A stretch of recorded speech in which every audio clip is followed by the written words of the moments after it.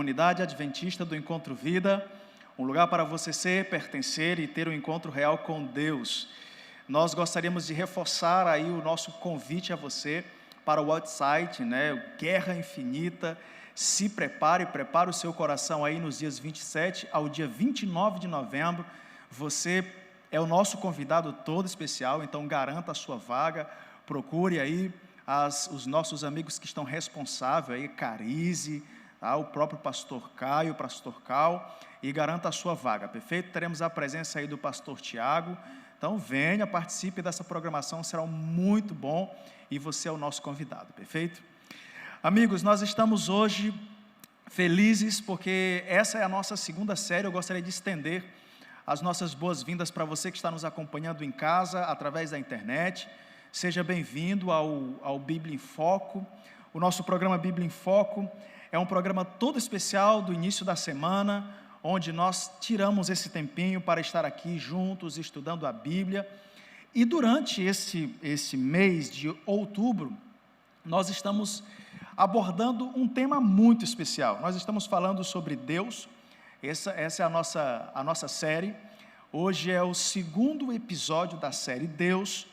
Na semana passada, no nosso último encontro, nós fizemos uma introdução do tema, abordamos ali um pouco a respeito da dificuldade que temos para compreender cognitivamente o nosso Deus, mas nós colocamos que esse compreender que nós temos a respeito de Deus advém exclusivamente da revelação que Deus faz para nós através da sua palavra. Então, mais ou menos foi isso que nós estudamos no nosso último encontro, e também ali nós abordamos começamos a conversar um pouco sobre a Trindade, esse Deus Pai, Filho e Espírito Santo, e realmente no nosso último encontro nós percebemos que esse não é um tema muito fácil, mas Deus nos revelou algumas coisas e nós podemos de fato estudar sobre esse tema, chegarmos a algumas conclusões, tendo com base a revelação divina, perfeito? Portanto, nós vamos para o tema de hoje. Hoje nós vamos continuar falando sobre Trindade, obviamente, especificando a primeira pessoa da divindade. Hoje nós vamos focar mais na primeira pessoa da divindade, que é o Deus Pai. E já quero lhe convidar, o nosso próximo encontro, nós vamos falar sobre o Deus Filho, Jesus. E você sabe que dentro do meio cristão, os maiores embates teológicos é relacionado à segunda pessoa da divindade, Jesus. Na semana que vem, no nosso encontro da semana que vem, nós vamos falar sobre a segunda pessoa da divindade, o Deus Filho, tá? Bem, nós vamos continuar, quero fazer uma breve oração com vocês, assim como você está. Feche seus olhos e vamos conversar com Deus. Maravilhoso Deus, queremos te agradecer pela oportunidade que o Senhor nos dá de estarmos mais uma vez reunidos para estudarmos a Bíblia, aprendermos mais da Tua Palavra. Senhor Deus, neste momento, rogamos para que o Senhor possa estar aqui no nosso meio e estar também com aquelas pessoas que estão nos acompanhando pela internet, e que esse tema possa ser compreendido para nós, que nós possamos, ó Deus bendito, sairmos daqui, ao terminar esse estudo, na certeza de que o Senhor falou conosco, ouvimos a Tua voz e compreendemos esse tema especial. Abençoe-nos em nome de Jesus, amém. Amigos, eu não sei se você já se encontrou na seguinte situação de ter que explicar sobre a Trindade. Eu já me encontrei nessa dificuldade de tentar explicar sobre a Trindade para alguém e ter que me munir de exemplos, de ilustrações.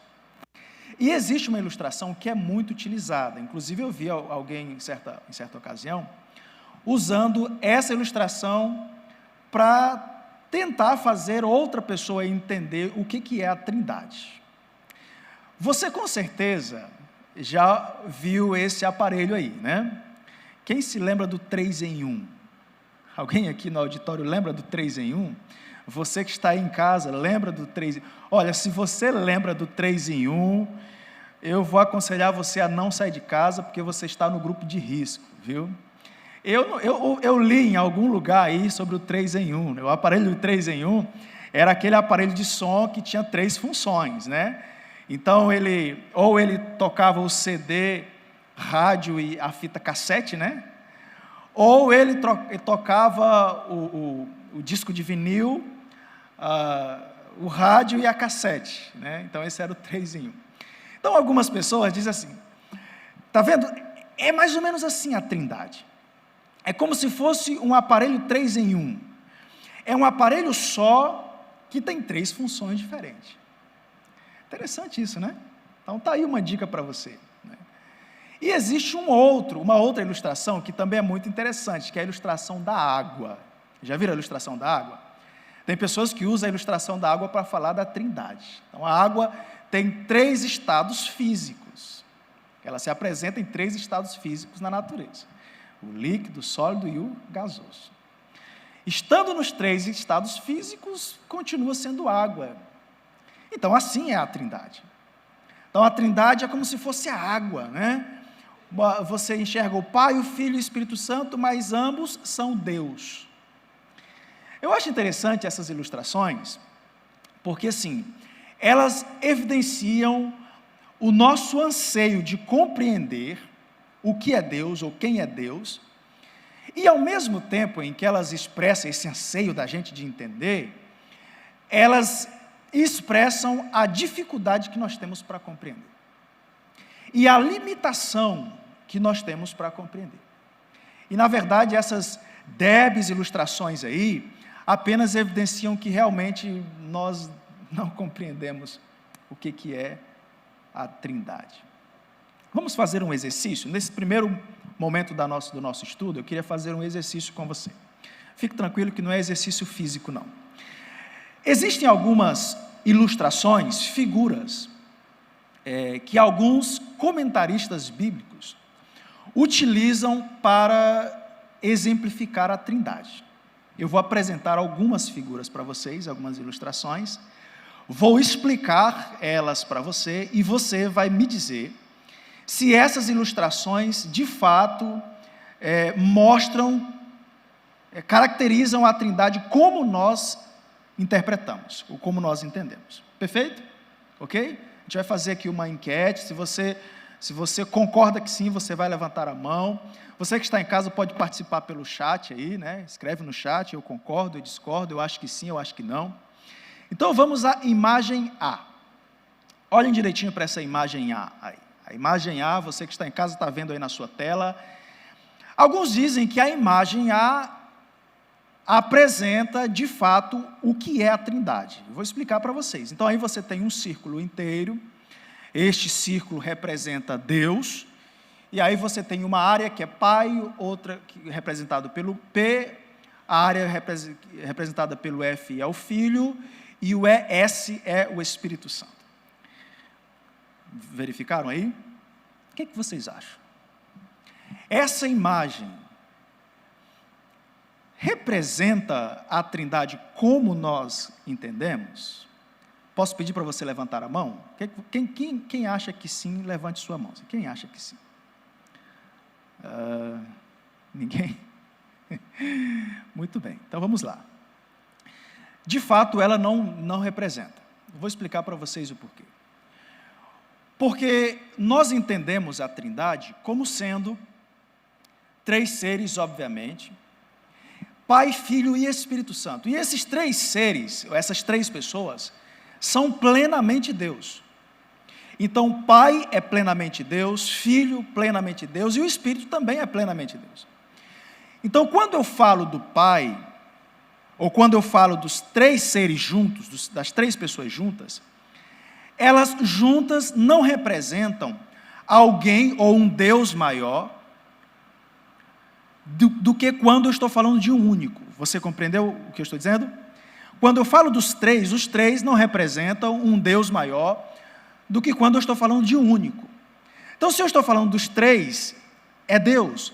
Se eu estou falando apenas do Pai, é Deus também. Quando você olha para a imagem A aí, nós entendemos essa imagem A como sendo o Pai apenas 1/3 do que é Deus. O Filho, 1/3 do que é Deus. Se você tira o Pai dessa figura, então você não tem um Deus inteiro. Você compreendeu? Então, de fato, a imagem A não representa Deus, a Trindade, como nós entendemos. Vocês estão de parabéns, ninguém levantou a mão nessa daí, né? Perfeito. Vamos para a imagem B.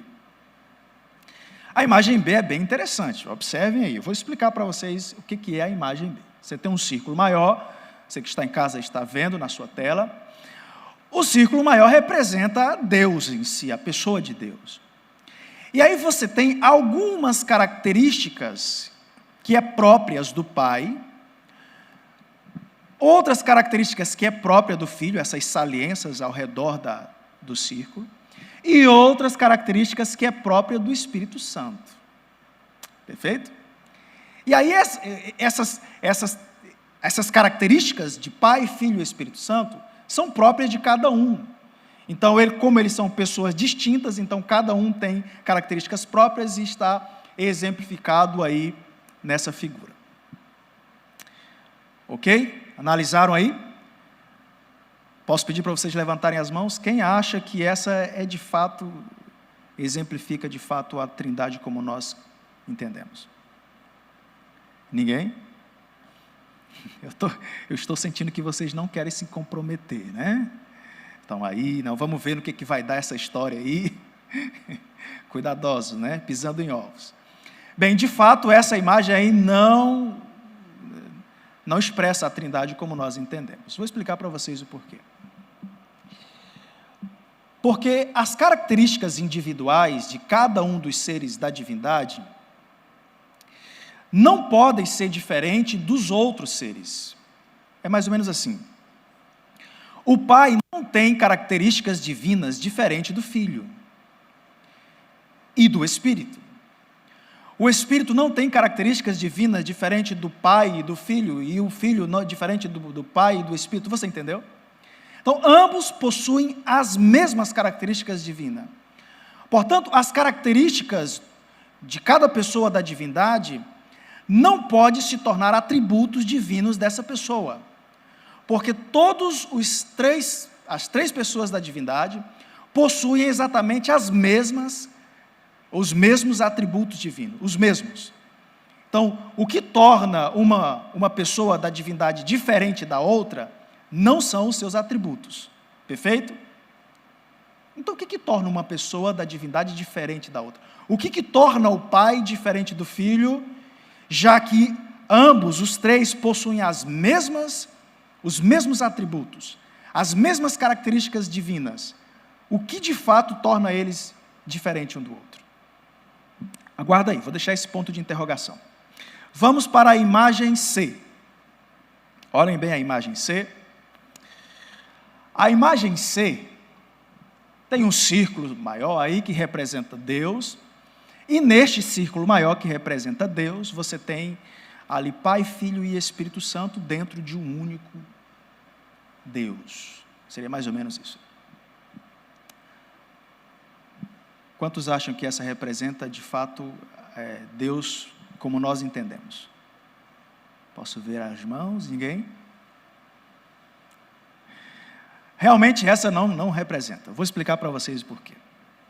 Porque quando nós olhamos para cada ser da divindade, eles são distintos um do outro. Nessa imagem, nós temos o que seria um único ser, que ora se apresenta como Pai, ora como Filho e ora como Espírito. Lembra do monismo do nosso último estudo? Seria o monismo. Um único ser que, quando lhe convém, ele é Pai, aí quando o Pai sai de cena, ele se apresenta como Filho. Então, essa imagem é uma espécie de monismo. Então, de fato, nós não temos aí uma figura de Deus como nós entendemos. Agora, olha uma coisa interessante. Nós entendemos Pai, Filho e Espírito Santo exatamente como sendo o nosso relacionamento interpessoal. Por exemplo, o eu seria a primeira pessoa da divindade, o tu, a segunda pessoa da divindade, e o ele, a terceira pessoa. Então, de fato, são 3 pessoas distintas, umas das outras. Perfeito? Vamos então à imagem D. A imagem D é bem interessante. Você tem também um círculo que representa Deus, e aí esse círculo está dividido por linhas pontilhadas, cada área do círculo representa uma pessoa da divindade. Pai, Filho e Espírito Santo. Alguém ousa dizer que essa imagem representa Deus como nós entendemos? Sim ou não? Ok. Tem 1, 2, um indeciso ali. Muito bem, eu estou admirado com vocês, viu? Estou admirado. Olha, essa imagem é a que mais ilustra Deus como nós entendemos. Vou explicar para vocês qual é a natureza dessa imagem. Ela é o seguinte: você tem aí um círculo, e este círculo está dividido por linhas pontilhadas, perfeito? As linhas pontilhadas, elas são simetricamente perfeitas, de forma que o ponto A, que é o ponto onde representa o Pai, ele vai do sentido horário até o ponto B. Então vejam, você tem a primeira parte do círculo, lá, a parte onde está o P, que representa o Pai, e ela continua até formar o restante do círculo no sentido horário. Portanto, o Pai está ali, naquela parte, e ao mesmo tempo ele completa o círculo inteiro.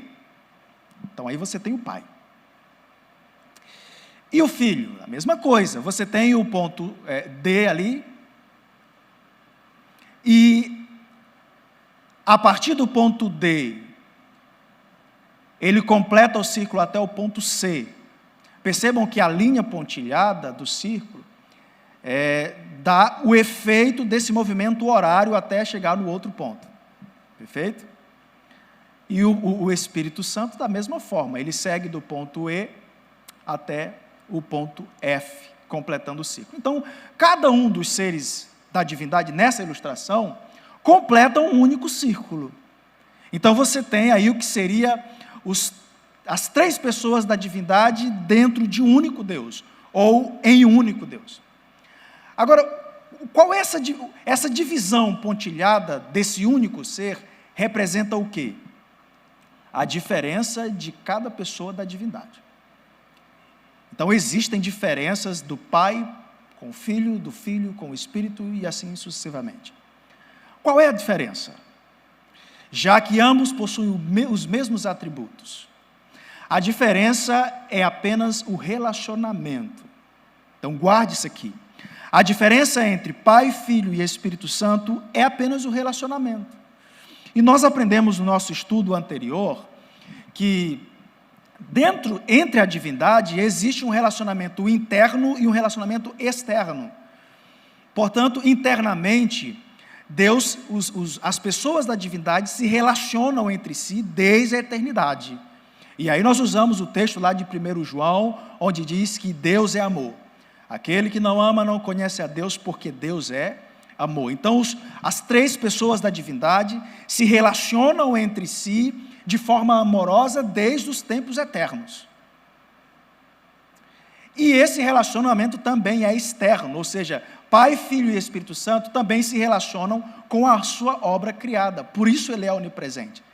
Porque para se relacionar com a criação, ele precisa estar presente. Então, de fato, o que diferencia as pessoas da divindade é o seu relacionamento. E como é que o Pai se relaciona com as outras pessoas da divindade e com a criação? Ele se relaciona como Pai. E o Filho se relaciona como Filho. E o Espírito Santo? Como Espírito Santo. Então, o relacionamento é diferente, é a única coisa que diferencia as pessoas da divindade, é a forma com que eles se relacionam. Não é fácil nós entendermos esses aspectos da divindade. Aliás, quando nós falamos a primeira pessoa da divindade, a segunda pessoa da trindade, sabe? Quando eu falo divindade, eu estou me relacionando à trindade, é a mesma coisa. Às vezes a gente muda a nomenclatura, mas é a mesma coisa. Então, quando nós usamos a expressão pessoa da divindade, esse termo pessoa não é inteiramente fiel quando se trata de Deus. Nós usamos porque é o nosso recurso linguístico que temos para fazer isso. Aliás, nós estamos usando uma linguagem humana imperfeita para falar de um Deus perfeito. Então, qualquer ilustração que eu mostrar para vocês aqui, por mais que eu explique essa ilustração dentro do contexto bíblico, mas ela ainda assim será imperfeita, porque nós estamos falando de um Deus perfeito. Tem uma definição que eu gosto muito acerca de Deus, é uma definição feita por Langston. Na sua teologia sistemática, ele diz assim: Deus é espírito pessoal, perfeitamente bom, que em santo amor cria, sustenta e dirige tudo. Eu acho muito interessante essa definição de Deus. Então, se alguém pergunta para você, o que é Deus, ou quem é Deus para você? Eu gosto dessa definição.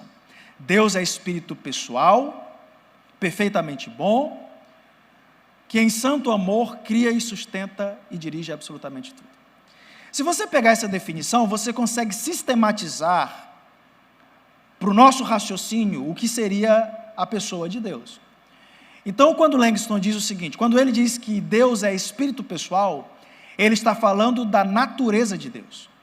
Então, qual é a natureza de Deus? Ele é espírito pessoal. Essa é a natureza de Deus. Quando ele diz que Deus é perfeitamente bom, ele está falando do caráter de Deus. Então, Deus, o seu caráter é perfeitamente bom. Quando ele diz que Deus cria e sustenta tudo e tal, dirige, ele está falando da relação de Deus com o universo, ou com a obra criada. E aí, quando ele diz que Deus tem santo amor, ele está falando dos motivos de Deus. Perfeito? Portanto, essa é a natureza de Deus. Qual é a natureza de Deus? Deus é espírito pessoal. E eu vou ser sincero com vocês. É muito difícil definir o que é espírito. Aliás, é mais fácil nós definirmos espírito no sentido negativo, ou seja, dizer aquilo que o espírito não é. É mais fácil dizer o que o espírito não é do que de fato o que o espírito é. O que o espírito não é? O espírito não é carne, o espírito não é matéria e assim por diante. Então se torna fácil dizer o que o espírito não é. Agora, o que o espírito é? Geralmente, quando a gente fala de espírito, a nossa mentalidade, às vezes, é influenciada pela filosofia. Então, nós geralmente pensamos no espírito como algo metafísico, fantasmagórico e assim por diante. Uma boa ilustração para entendermos a questão do Deus Espírito, talvez seja a própria natureza humana, e isso não é antropocentrismo, tá? Porque em Gênesis capítulo 1 diz que nós somos feitos à imagem e semelhança de Deus. Como é que o homem foi criado? Nós não cremos que o homem possui um espírito imortal, que quando ele morre, esse espírito se desprende dele e vai para o limbo ou algo do tipo. Nós não cremos assim. Nós não cremos porque não é bíblico. Nós cremos no homem como um ser holístico, integral. E ele foi criado assim. Gênesis capítulo 2 diz que Deus formou o homem do pó da terra, soprou nas narinas o fôlego de vida e o homem passou a ser alma vivente. Então eu e você somos alma. Perfeito? Quando esse espírito, ou seja, esse fôlego de vida, sai do ser humano, o ser humano deixa de existir. E a única coisa que fica é matéria. No próprio Gênesis 3 diz que o pó volta à terra. Então, quando o espírito sai, fica apenas o corpo, que é a matéria, e aí, enfim, se decompõe. Então, vamos entender o seguinte: enquanto nós somos alma vivente, estamos vivos, nós temos a capacidade de pensar, nós temos a capacidade de inferir, nós amamos, nós odiamos, nós nos relacionamos, estamos vivos. Então, essa é a alma vivente. Quando o espírito ou fôlego de vida sai, a pessoa está morta, é o processo de morte. Então, na morte, essa pessoa não fala mais, não raciocina, não infere, está morta, como o autor de Eclesiastes diz, a sua memória jaz no esquecimento. Portanto, a ilustração boa para nós compreendermos o Deus Espírito Deus é Espírito no sentido de que eu e você estamos vivos. Ou seja, Deus é como eu e você vivos. Ele infere, ele pensa, ele raciocina, ele tem vontades e assim por diante. Sabe qual é uma das perguntas mais comuns relacionado à questão espiritual de Deus? E aí, Deus tem corpo? Essa é uma das perguntas mais comuns. O que vocês acham? Deus tem corpo? Se você ler todo o contexto bíblico, você vai ver que entre as 3 pessoas da divindade, apenas uma encarna. Quem? Quem encarna? Jesus. Jesus é o único que encarna. Ou seja, Jesus é o único, biblicamente falando, o único que possui corpo, porque ele é o único que encarna.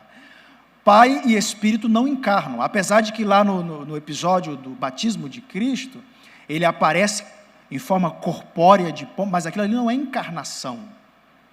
Ele assume a forma corpórea de uma pomba. Encarnação só acontece na segunda pessoa da divindade. Veja, eu não estou dizendo que Deus não tem forma, eu estou dizendo que ele não tem corpo. Aliás, quando você estuda a Bíblia, você vai perceber que existe um fenômeno na Bíblia chamado antropomorfismo de Deus. O que é isso? Deus utiliza características humanas para se apresentar ao homem. Quando a Bíblia diz assim, e a mão de Deus e tal, então a gente entende que Deus tem uma mão, certo? Se ele tem uma mão, possivelmente pode ter dedos. Quando ele está conversando com Moisés, e Moisés diz assim, Deus, eu quero ver a sua face. E aí Deus diz, nenhum homem pode me ver. Eu vou colocar você aqui, no meio, entre a rocha aqui, eu vou passar, e aí você vai me ver apenas pelas costas. Ora, então Deus tem costas? Então isso se chama antropomorfismo. Deus utiliza características humanas para se apresentar ao homem. Quando ele sopra o fôlego de vida no homem, então se ele sopra, ele possivelmente tem uma boca, e quando a boca de Deus falou, então ele tem uma boca. Então isso se chama antropomorfismo. Então nós podemos dizer que Deus tem forma, obviamente, mas apenas a segunda pessoa da divindade, o Filho, encarnou. Isso a gente vai aprofundar melhor no nosso próximo estudo, perfeito? Ele é espírito pessoal, ou seja, ele se relaciona. O seu caráter é perfeitamente bom. Eu e você, alguns, somos bons. Só que tem um detalhe quando nós aplicamos a palavra bom ao ser humano. Nós somos, às vezes, bons com uns e com outros não. Então, o ser humano geralmente é assim. Consegue ser bom com algumas pessoas e com outras não. Isso não acontece com Deus.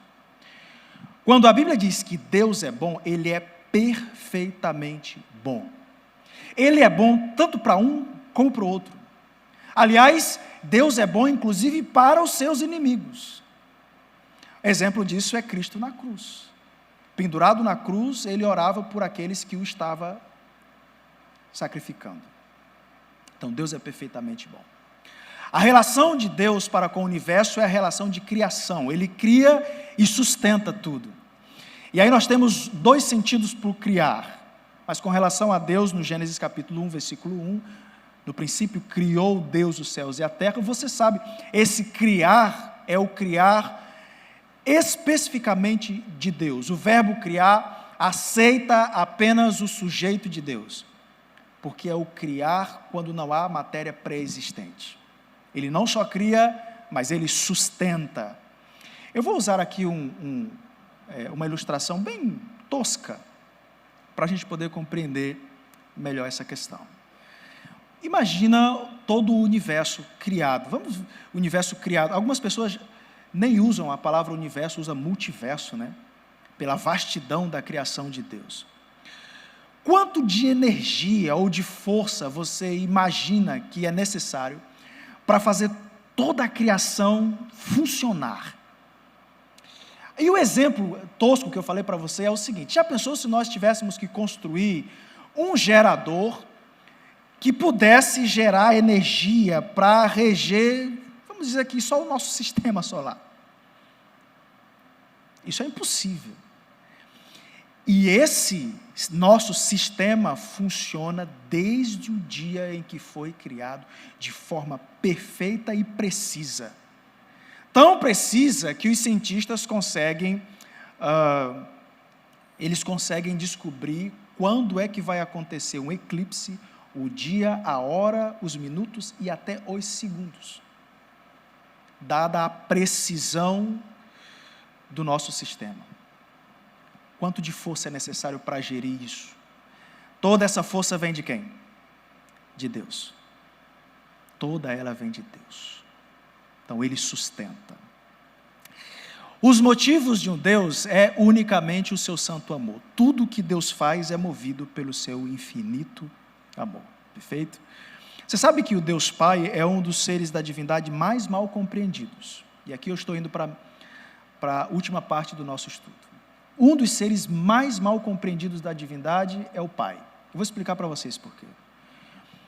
Porque algumas pessoas têm a tendência de dividir ou de separar o Deus que está presente no Novo Testamento daquele que está presente no Antigo Testamento.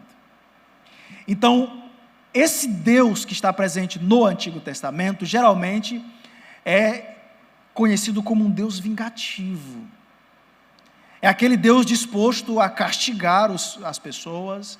E você olha no Antigo Testamento, você vê Deus mandando matar, e algumas pessoas dizem assim, está vendo? Esse Deus que a Bíblia apresenta é um Deus homicida, ele mata, ele é vingativo e assim por diante. Agora, quando você vai para o Novo Testamento, parece que a coisa muda. No Novo Testamento, agora você tem um Deus mais amoroso, misericordioso e tal, e a nossa tendência é separar um Deus aqui e um Deus lá. Inclusive no Antigo Testamento, um texto de Êxodo diz assim, é olho por olho, dente por dente, mão por mão e pé por pé. Então, a imagem que nós temos desse Deus no Antigo Testamento é a imagem de um Deus, sabe, cruel. Agora, se você olhar o texto de Hebreus, capítulo 1, verso 1 e 2, diz assim, havendo Deus outrora falado muitas vezes, de muitas maneiras aos pais, pelos profetas, nesses últimos dias nos falou pelo Filho, a quem constituiu o herdeiro de todas as coisas, pelo qual também fez o universo. O que o escritor de Hebreus está dizendo? Que aquele mesmo Deus que falava lá no Antigo Testamento, é o mesmo Deus que fala no Novo Testamento. Você compreendeu? Então, não tem como eu falar de um Deus do Antigo Testamento e um Deus do Novo Testamento, porque nós temos apenas um Deus. Então, o mesmo Deus que está presente no Antigo Testamento é o mesmo do Novo Testamento. Aliás, João capítulo 1 diz que no princípio era o verbo. Então, a palavra lá do Antigo Testamento encarna no Novo Testamento. Então, não existe diferença entre Deus do Novo e o Deus do Antigo Testamento. E nesses nossos minutos finais, eu gostaria de desmistificar essa história de que o Deus do Antigo Testamento é um Deus sanguinário. Porque no Antigo Testamento, nós encontramos um Deus misericordioso. Um Deus misericordioso. Veja o que diz o texto de Êxodo 34, 6 e 7. Eu destaquei aqui algumas características que Moisés dá para Deus. Moisés disse assim, e passando o Senhor por diante dele, clamou, Senhor, Senhor, Deus compassivo, clemente, longânimo, grande em misericórdia e fidelidade, que guarda a misericórdia em 1000 gerações, que perdoa a iniquidade, a transgressão e o pecado, ainda que não inocente o culpado, visita a iniquidade dos pais nos filhos e nos filhos dos filhos até a 3ª e 4ª geração. Olha as características que Moisés dá para Deus. E esse é um contexto em que o povo de Israel havia se rebelado, havia construído um bezerro de ouro. Deus estava irado com o povo, e aí Moisés, ao falar para Deus, Moisés disse assim, Senhor, o Senhor é compassivo, Tu és longânimo, Tu és grande em perdoar, sabe? Então, quando nós olhamos para o Antigo Testamento, nós enxergamos sim um Deus misericordioso, mas não só isso, você enxerga no Antigo Testamento também um Deus do conserto, o Deus que faz aliança com seus filhos. E Deus fez aliança com Abraão, com Isaque, com Jacó. Aliás, quando Deus está falando a Abraão, Deus diz: sai da tua terra, da tua parentela, da casa do teu pai, e vai para uma terra que te mostrarei. De ti farei uma grande nação, e te abençoarei, engrandecerei o nome. Sê tu uma bênção. Abençoarei os que te abençoaram, e amaldiçoarei os que te amaldiçoarem. Em ti serão benditas todas as nações da terra. Então Deus está fazendo uma aliança com Abraão. Essa aliança nos mostra 3 coisas a respeito de Deus. A primeira delas: Deus é um ser amoroso, porque Ele está preocupado com as coisas humanas. A segunda coisa: Deus é um ser pessoal, Ele se relaciona com o ser humano. E a terceira coisa é a sua preocupação conosco. Aliás, Ele faz uma aliança com Noé, e olha a extensão da aliança que Deus faz com Noé. E com todos os seres viventes que estão convosco, todas as aves, os animais domésticos, os animais selváticos que saíram da arca, com todos os animais da terra, estabeleço a minha aliança. Então a aliança mostra um Deus que está preocupado com o ser humano e que se relaciona com este. Quando nós olhamos para o Antigo Testamento, nós enxergamos um Deus redentor. Aliás, o povo de Israel estava escravizado no Egito, e Deus chama Moisés para libertar esse povo. Esse é o pano de fundo de todo o Antigo Testamento. A libertação do povo de Israel da escravidão do Egito. Então Deus redime a nação de Israel. Esse é um Deus redentor. Olha o que diz o salmista no capítulo 8, verso 3 e 4. Quando contemplo os teus céus, obra dos teus dedos, a lua, as estrelas que estabelecestes, quem é o homem que dele te lembres, e o filho do homem que te visites?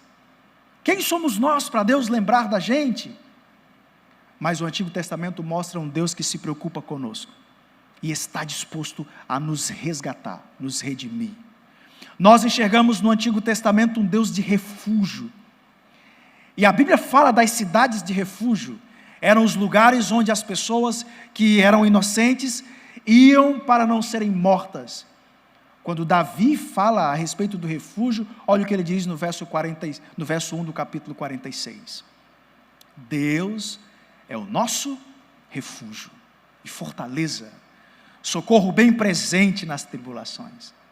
Quem é o nosso refúgio? É Deus. E o mesmo Davi enxergou nesse Deus um Deus perdoador. Você sabe a história de Davi? Davi foi o assassino, Davi adulterou, pecado horrível, mas ele encontrou em Deus não alguém sanguinário. Ele encontrou em Deus alguém preocupado com ele. E aí ele expressou isso no Salmo 51, verso 1.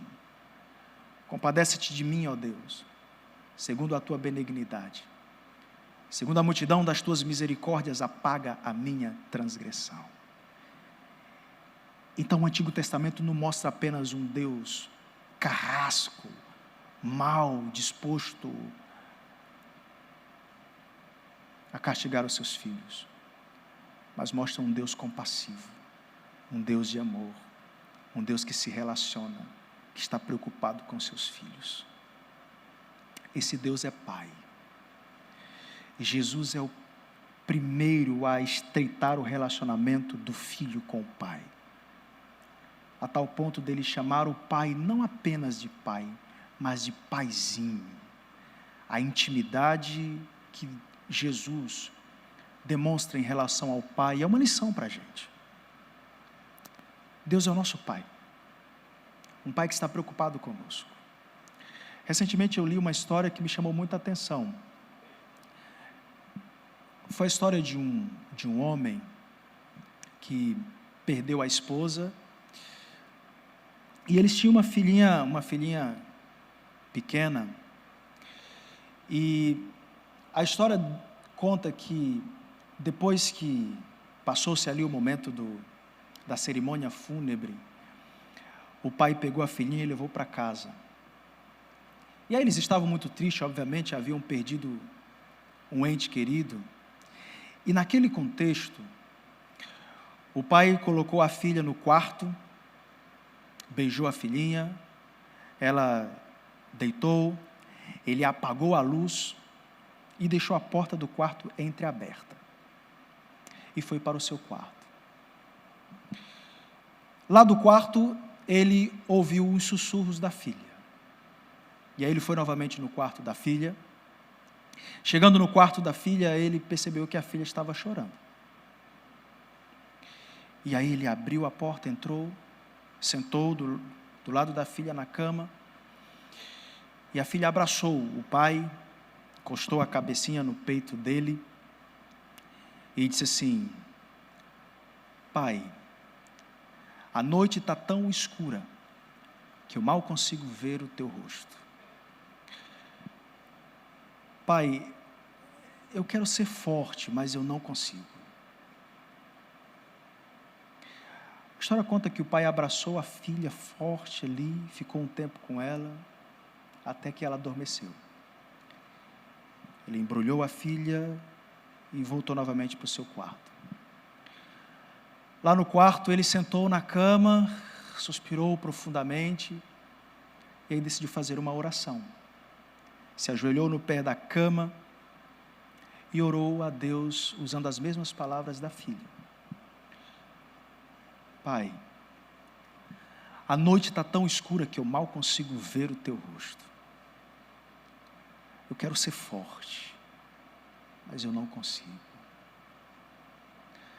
Sabe, Deus é esse Pai que está sempre disposto a nos auxiliar nos problemas da nossa vida. É o Pai que não desampara o filho.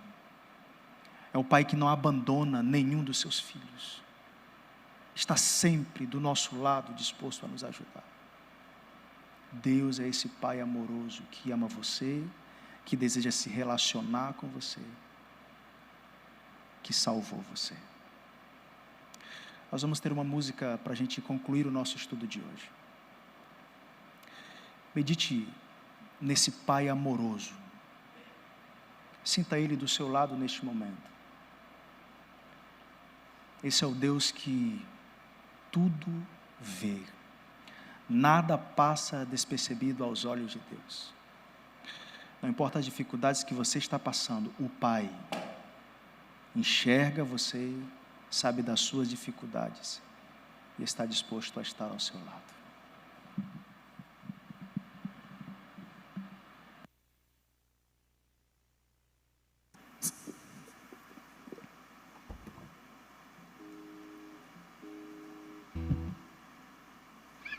Vamos louvar junto? Deus de Israel. Deus de Israel. Cante junto. Cristo Jesus habita em mim. Espírito luz. Mais uma vez. Deus de Israel, Cristo Jesus habita em mim. Espírito luz. Grande é teu nome. Grande é teu nome, ó Deus de Israel, pois tu criaste a terra e o céu. Hoje tua glória invade meu ser. Aleluia, aleluia.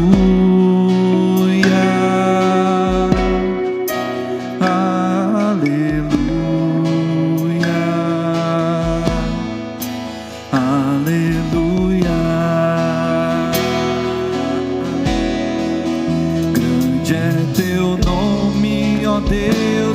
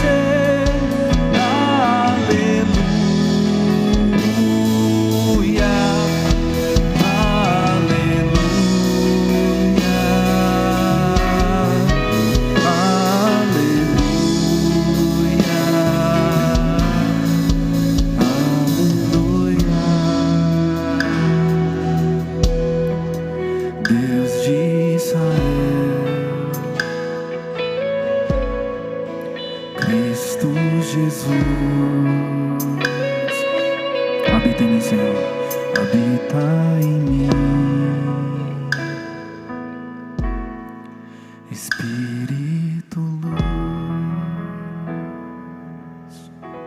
Amém. Quero convidar você a fazer uma oração. Feche seus olhos, vamos orar. Nós agradecemos, Senhor Deus, pelo ser extraordinário que o Senhor é. Pai, a nossa mente é bem limitada. E aí nós ficamos aqui tentando fazer exercícios mentais para compreender ao Senhor. E a única conclusão que nós chegamos a Deus é que não é possível compreendermos plenamente quem o Senhor é. Mas o mais extraordinário de tudo, ó Deus bendito, é que este ser infinito, transcendente, também é imanente e está disposto a se relacionar conosco. Obrigado, meu Senhor. Quem somos nós? Nós não somos nada, não somos ninguém. Mas nós podemos contar contigo, Deus de Israel, que está a todo instante disposto a nos auxiliar nas nossas dificuldades. Maravilhoso Deus, permaneça conosco. Nos dê uma semana feliz e agradável na tua companhia. Em nome de Jesus. Amém. Grande é teu nome, ó Deus de Israel, pois tu criaste a terra